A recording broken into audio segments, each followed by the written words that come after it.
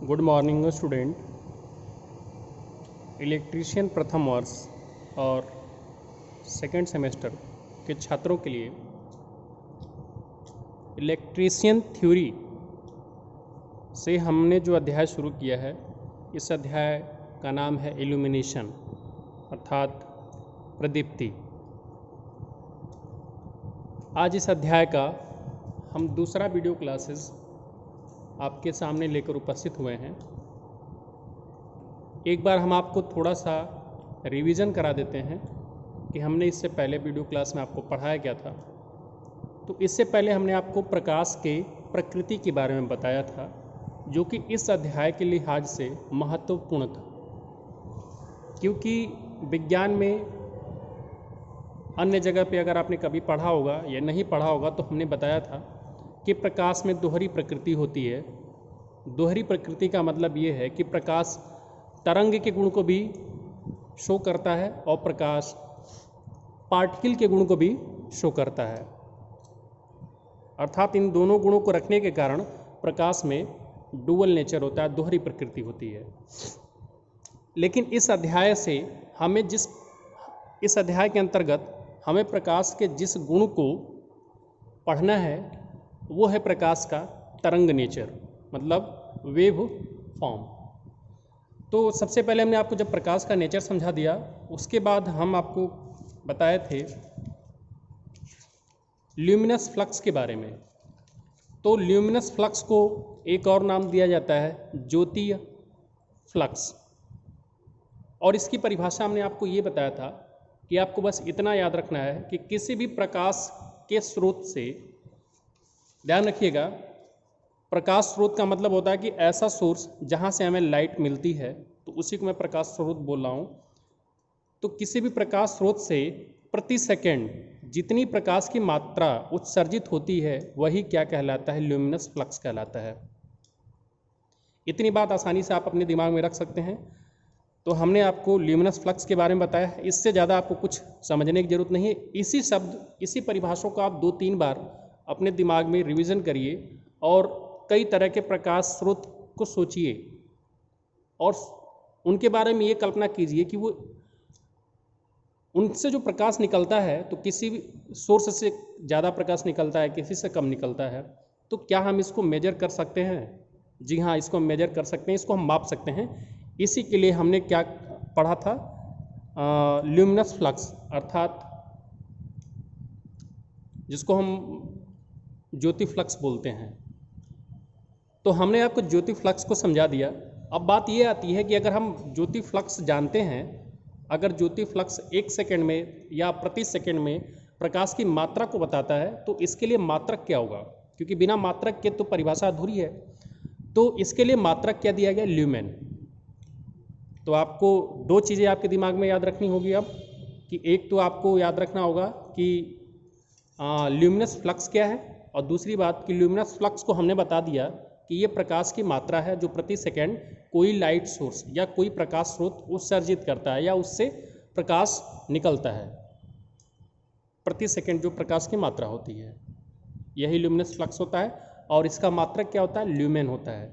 अर्थात किसी भी प्रकाश स्रोत का अगर ल्यूमेन ज़्यादा है तो इसका मतलब उससे ज़्यादा प्रकाश मिल रहा है, और किसी का ल्यूमेन अगर कम है तो इससे कम प्रकाश मिल रहा है। इसको हमने बहुत ही अच्छे तरीके से आपको उदाहरण के स्वरूप 2 उदाहरण लिया था, एक कैंडल का लिया था और एक इलेक्ट्रिक बल्ब का लिया था, दोनों को बताया था। उसके बाद हमने आपको ल्यूमिनस इंटेंसिटी बताया था, अर्थात ज्योति तीव्रता बताया था। और ज्योति तीव्रता क्या होता है? ज्योति तीव्रता के हमने बारे में बताया था कि देखिए, इसमें आपको ल्यूमिनस के चैप्टर में एक चीज़ और आपको समझनी होगी जो बहुत ही महत्वपूर्ण है और जिसको मैंने अलग से समझाया था, सॉलिड एंगल। सॉलिड एंगल को हिंदी में हम बोलते हैं घन कोण। तो हमने इसको समझाने के लिए आपको सबसे पहले कोण की परिभाषा समझाया था। तो कोण के बारे में हमने बताया था कि जब 2 डायमेंशन में 2 रेखाओं के बीच जो कोण बनता है उसको हम क्या बोलते हैं? कोण बोलते हैं। उसका मात्रक डिग्री भी होता है, रेडियन भी होता है। लेकिन अगर हम बात करते हैं घन कोण की, तो घन कोण का मात्रक स्टेरेडियन होता है। और घन कोण की परिभाषा आप सबसे बढ़िया अगर कोई कीप के आकार का या कोन के आकार का कोई चीज़ है तो उसका जो कोण बनता है वो 3D में कोण होगा, उसी को हम क्या बोलते हैं, घन कोण बोलते हैं। तो ज्योति तीव्रता अर्थात ल्यूमिनस इंटेंसिटी के बारे में हम आपको समझा रहे थे, तो उसमें बताया गया था कि प्रति घन कोण मतलब एक यूनिट के घन कोण में जो प्रकाश की मात्रा होगी वही क्या कहलाया जाएगा, ल्यूमिनस इंटेंसिटी अर्थात ज्योति तीव्रता। आपको दोनों चीज़ में, ल्यूमिनस फ्लक्स में और ल्यूमिनस इंटेंसिटी में, इन्हीं परिभाषाओं के आधार पर अंतर स्पष्ट कर लेना चाहिए था। एक आपके पास जो सबसे बड़ा हिंट होगा कि ल्यूमिनस फ्लक्स क्या होता है। ल्यूमिनस फ्लक्स के लिए कोई डायरेक्शन नहीं होता है। ल्यूमिनस फ्लक्स में हम केवल ये देखते हैं कि प्रकाश स्रोत से सभी दिशाओं में मतलब कुल कितनी प्रकाश की मात्रा निकल रही है। जबकि ल्यूमिनस इंटेंसिटी का मतलब क्या होता है कि एक यूनिट के घन कोण में अगर कोई प्रकाश स्रोत है तो उस प्रकाश स्रोत को केंद्र मान करके वहाँ से अगर एक यूनिट का घन कोण है तो उस घन कोण से कितनी प्रकाश की मात्रा है, इसको हम ल्यूमिनस इंटेंसिटी बोलते थे। तो आज हमने फिर से, चूँकि ये चैप्टर आपको नेट पे बहुत कम मिलेगा जहाँ पे आपको इतना समझाया गया हो, इसलिए हमने इसमें दोबारा आपके साथ मेहनत की है। अब हम आगे बढ़ते हैं, कैंडिला के बारे में पढ़ते हैं कि कैंडिला क्या होता है। तो देखिए, अभी तक हमने जो आपसे चर्चा किया था ल्यूमिनस फ्लक्स के बारे में बताया था, क्योंकि किसी भी प्रकाश स्रोत से जो प्रकाश निकलता है वो तरंगों के माध्यम से निकलता है। तो अगर प्रकाश स्रोत से ज़्यादा तरंगे निकलने हैं, इसका मतलब ज़्यादा अमाउंट ऑफ लाइट, ज़्यादा प्रकाश मिलेगा। और अगर किसी प्रकाश स्रोत से तरंगे कम निकल रही हैं तो वो उससे क्या होगा, अमाउंट ऑफ लाइट मतलब प्रकाश की मात्रा कम होगी। सेकंड बात ये आती है कि जो हमारा प्रकाश स्रोत होगा उसको हम कैसे बताएंगे। तो जो प्रकाश स्रोत होगा उसकी भी अपनी एक पावर होगी। जैसे इलेक्ट्रिक बल्ब है या मोमबत्ती है, तो इनकी पावर तो अलग अलग है प्रकाश देने की, तो इनको किस में व्यक्त किया जाएगा। तो कैंडिला की परिभाषा यही चीज़ समझाने के लिए है। कैंडिला देखिए, एक कैंडल शक्ति के प्रकाश स्रोत द्वारा किसी दी गई दिशा में उत्सर्जित प्रकाश की मात्रा को कैंडिला कहते हैं। कैंडिला जो है एसआई यूनिट है, मतलब कैंडिला जो है प्रकाश स्रोत का एसआई मात्रक है।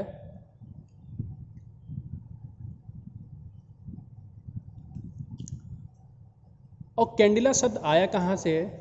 अगर आप मोमबत्ती को इंग्लिश में कैंडल बोलते हैं, तो एक कैंडल के प्रकाश स्रोत से जितनी प्रकाश की मात्रा उत्सर्जित होती है वो एक कैंडिला कहलाती है। तो यहीं से एक कैंडिला आया है। और प्रकाश स्रोत की मात्रा को बताने के लिए या उसकी पावर को बताने के लिए कैंडिला का इस्तेमाल किया जाता है। और कैंडिला जो है एसआई यूनिट हो जाता है। अब हमारा जो अगला है कि एक कैंडिला जो है 0.982 अंतर्राष्ट्रीय कैंडिला के बराबर होता है। अगला हेडिंग है ल्यूमेन। तो जैसा कि आपको कल ही बताया गया था कि ल्यूमेन जो है ज्योति फ्लक्स का मात्रक होता है, या जिसको हम ल्यूमिनस फ्लक्स बोल सकते हैं, उसका मात्रक होता है। तो इसे इस प्रकार परिभाषित किया जा सकता है कि एक कैंडिला स्रोत से अर्थात एक कैंडिला के प्रकाश स्रोत से अपने केंद्र से जो प्रकाश की मात्रा एक स्टेरेडियन पर प्राप्त करवाता है वह एक ल्यूमेन के बराबर होता है। फिर से मैं बोल दे रहा हूँ कि एक कैंडिला के प्रकाश स्रोत से अपने केंद्र से एक स्टेरेडियन के कोण पर जो प्रकाश की मात्रा उपलब्ध होता है वही एक ल्यूमेन कहलाता है। जैसे अगर आप इसको एक डायग्राम के माध्यम से समझना चाहते हैं तो मैंने एक सर्किल बनाया है। सर्किल इसलिए बनाया है कि सर्किल का एक सेंटर होगा और सेंटर पे अगर आप एक प्रकाश स्रोत की कल्पना कीजिए कि सेंटर पे एक प्रकाश स्रोत रखा गया है। अब वो इलेक्ट्रिक बल्ब भी हो सकता है, वो आपका मोमबत्ती भी हो सकता है। तो उससे जो प्रकाश निकलेगा वो सभी डायरेक्शन में निकलेगा, सभी दिशाओं में। जैसे एक गोले, एक स्फीयर को हम एज्यूम करें और एक स्फीयर मतलब एक गोले के केंद्र में कोई प्रकाश स्रोत रखें तो आप ये पाएंगे कि जो उस प्रकाश स्रोत से प्रकाश निकल रहा है वो गोले के हर पृष्ठ पे, हर जगह पे प्रकाश पहुंचेगा। अब हम आपको समझा रहे थे कि एक ल्यूमेन क्या होता है। तो देखिए, अगर इस प्रकाश सेंटर पे एक प्रकाश स्रोत रखा गया है और हमने आर रेडियस का एक गोला स्फीयर एज्यूम किया है, तो मान लीजिए कि जो एंगल है ये आपका 1 स्टेरेडियन है। तो 1 स्टेरेडियन का एंगल, 1 स्टेरेडियन का अगर ये सॉलिड एंगल है, तो इस सॉलिड एंगल में जो प्रकाश की मात्रा यहाँ से निकल रही होगी, जैसे ये निकल रही है, ये निकल रही है, ये निकल रही है, इसी को क्या बोला जाएगा? एक ल्यूमेन बोला जाएगा।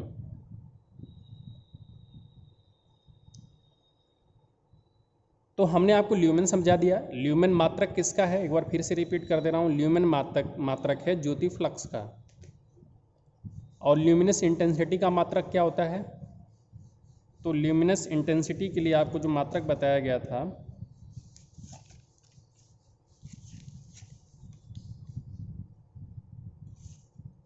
कि ये ल्यूमेन प्रति घन कोण होता है।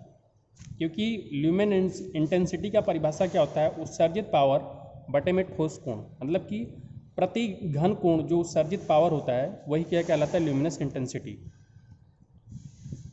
अब देखिए, जो प्रकाश स्रोत होते हैं, जैसे कि एक विद्युत लैंप द्वारा जो निर्गत प्रकाश होता है ल्यूमेन में मापा जाता है, और उनकी ज्योति दक्षता, मतलब कि वो कितना प्रकाश देने के लिए एफिशिएंट है, इसको ल्यूमेन प्रति वाट में मापा जाता है।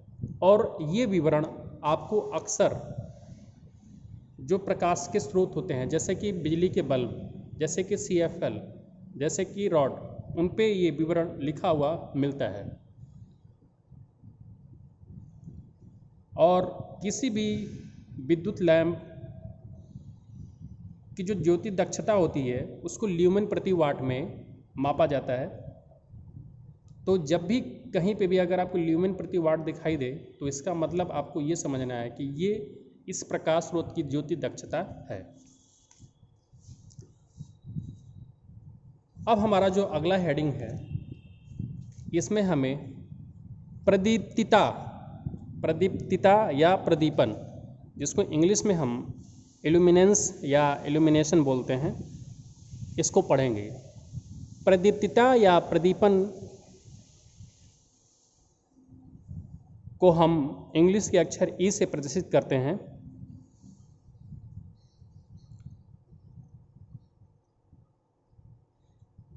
देखिए, एक सतह की प्रदीप्ति को कोई सरफेस है, सतह यहाँ पे नाम इसलिए लिया जाता है कि जब भी प्रकाश का उपयोग हम किसी सतह पे देखने के लिए ही करते हैं, तो एक सतह की प्रदीप्ति को परिभाषित किया जाता है कि प्रति इकाई क्षेत्रफल के लंबवत पहुँचने वाले ल्यूमिनस फ्लक्स को प्रदीप्ति कहते हैं। अर्थात 1 मीटर स्क्वायर, अर्थात 1 वर्ग मीटर के सतह पे किसी प्रकाश स्रोत के द्वारा प्रकाश की कुल कितनी मात्रा पड़ रही है, इसी को हम क्या बोलते हैं? प्रदीप्तिता, अर्थात इल्यूमिनेंस बोलते हैं। मैंने साइंस के हिसाब से आपको जो डेफिनेशन दी है, ये आपके लिए याद करना बहुत आसान होगा। एक बार मैं फिर से रिपीट कर दे रहा हूँ कि 1 वर्ग मीटर के क्षेत्रफल पे किसी प्रकाश स्रोत के द्वारा कुल कितना प्रकाश आपतित हो रहा है या इंसिडेंट हो रहा है या गिर रहा है, इसी को हम क्या बोलते हैं? प्रदीप्तिता बोलते हैं। तो इस हिसाब से प्रदीप्तिता की अगर परिभाषा पूछी जाए तो ल्यूमेन प्रति मीटर स्क्वायर हो जाएगा। क्यों? क्योंकि 1 वर्ग मीटर के क्षेत्रफल पे जितना प्रकाश की मात्रा गिरती है, और प्रकाश की मात्रा को हम किससे मेजर करते हैं? ल्यूमेन से। तो 1 वर्ग मीटर पे कितना ल्यूमेन प्रकाश गिर रहा है, इसी को हम क्या बोलते हैं? प्रदीप्तिता बोलते हैं, जिसको हम इंग्लिश में इल्यूमिनेंस बोलते हैं या इल्यूमिनेशन भी बोला जाता है। अब देखिए, प्रदीप्तिता का हमने मात्रक बताया कि ल्यूमेन प्रति मीटर स्क्वायर होता है, या इसको हम लक्स में भी मापते हैं। ल्यूमेन प्रति मीटर स्क्वायर इसका SI यूनिट है और लक्स भी इसका SI यूनिट है। और जब भी आप कोई भी परिभाषा डेफिनेशन पढ़ते हैं तो उसका एसआई सिस्टम में आपको मात्रक जानना बहुत महत्वपूर्ण होता है, क्योंकि जितने भी न्यूमेरिकल या जितने भी प्रश्न आपको हल करने के लिए मिलेंगे उनमें ज़्यादातर आपको जो है एसआई सिस्टम के मात्रक के साथ ही हल करना होता है। अब प्रदीप्तता का मैं आपको एक सरल उदाहरण आपको देना चाहता हूं, जिससे आप समझ सकते हैं कि प्रदीप्तता है क्या। तो एक कार की हेडलाइट को दिन या रात में देखना, एज्यूम करिए, आप कल्पना कीजिए कि एक कार की हेडलाइट को आप दिन में भी देख रहे हैं और रात में भी देख रहे हैं, तो दोनों स्थितियों में इनकी प्रदीप्तता तो समान होती है। अर्थात जो कार की हेडलाइट है उसकी जितनी क्षमता है प्रकाश देने की, उतनी क्षमता वो दिन में भी देगा और उतनी क्षमता रात में भी देगा। लेकिन अगर आप दिन में देखते हैं और रात में देखते हैं तो क्या आपको दोनों समान दिखाई देगा? नहीं, दोनों आपको समान नहीं दिखाई देगा। तो जो आप देखते हैं वो आभासी चमक होता है, वो प्रदीप्तता नहीं होता है। तो मैं आपको अंतर यहाँ पर स्पष्ट करना चाहता हूँ कि कार की हेडलाइट को अगर आप दिन में और रात में देखते हैं तो दोनों स्थितियों में प्रदीप्तता तो समान होती है, परंतु इनका चमकीलापन दिन की तुलना में रात में कहीं ज़्यादा होता है।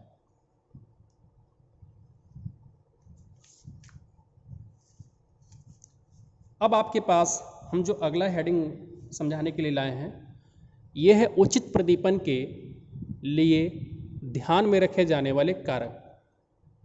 कारक का मतलब फैक्टर, जिसको इंग्लिश में बोलते हैं फैक्टर। और कुछ शब्द ऐसे होते हैं जो इंग्लिश में ही आपको ज़्यादा समझ में आ सकते हैं, जिनकी हिंदी इंग्लिश से भी ज़्यादा कठिन होती है। तो ऐसे शब्दों का इंग्लिश से जानना और समझना आपके लिए बेटर होगा। तो मैं आपको यहाँ पे ये दिखाना चाहता हूँ कि उचित प्रदीपन के लिए ध्यान में रखे जाने वाले कारक क्या क्या होंगे। Factor to be viewed for the correct illumination. First, जो पहला पॉइंट है कि उचित प्रदीपन के लिए ध्यान में रखे जाने वाले जो कारक हैं उनमें पहले नंबर पे है कार्य की प्रकृति, अर्थात नेचर ऑफ वर्क, मतलब कि कार्य कैसा है।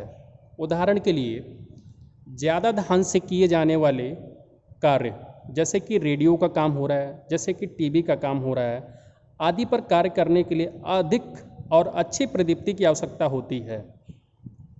जबकि रफ कार्य जैसे गोदाम, जैसे कि गैरेज आदि जगहों पर काम करने के लिए अपेक्षाकृत बहुत कम प्रदीप्ति की आवश्यकता होती है। यहाँ पे आप अंतर समझ पा रहे होंगे कि जैसे कि रेडियो और जैसे कि टेलीविज़न का काम करना है तो उसमें आपको छोटी छोटी चिप्स पे भी बहुत ज़्यादा ध्यान देना पड़ता है, इसलिए वहाँ पे अच्छी प्रदीप्ति की आवश्यकता होगी। और जैसे कि गोदाम, गैरेज, उसमें जो है जो ऑब्जेक्ट होते हैं वो बड़े बड़े साइज़ के होते हैं, जो आपको कम प्रदीप्ति वाले प्रकाश में भी दिखाई दे सकते हैं। तो कार्य की प्रकृति का भी ध्यान देना पड़ता है उचित प्रदीपन को अगर आपको ध्यान में रखना है तब। सेकंड पॉइंट है कि फ्लैट या घर की बनावट। तो प्रदीप्ति की योजना तैयार करने के लिए घर, फ्लैट के बनावट को ध्यान रखना चाहिए। इसका मतलब ये है कि प्रकाश स्रोत से निकलने वाली प्रदीप्ति उस स्थान पर रहने वाले या कार्य करने वाले की आँख को नुकसान न पहुँचाए। मतलब आप समझ रहे होंगे कि जैसे आप कई बार देखते होंगे कि कुछ लाइटें ऐसी जगह पे लगा दी जाती हैं जिनसे कि आँख पे उसकी रोशनी डायरेक्ट पड़ती है, तो अगर ये नुकसान पहुंचा सकता है। मतलब किस तरह से नुकसान पहुंचा सकता है, उसकी कई सारी स्थितियां हो सकती हैं जिनको आप खुद से सोच सकते हैं। आपको जो मुख्य रूप से ध्यान देने की बात यह है कि फ्लैट या घर की बनावट में प्रदीप्ति की योजना जब तैयार की जाती है तो उसकी बनावट को भी ध्यान में रखना चाहिए।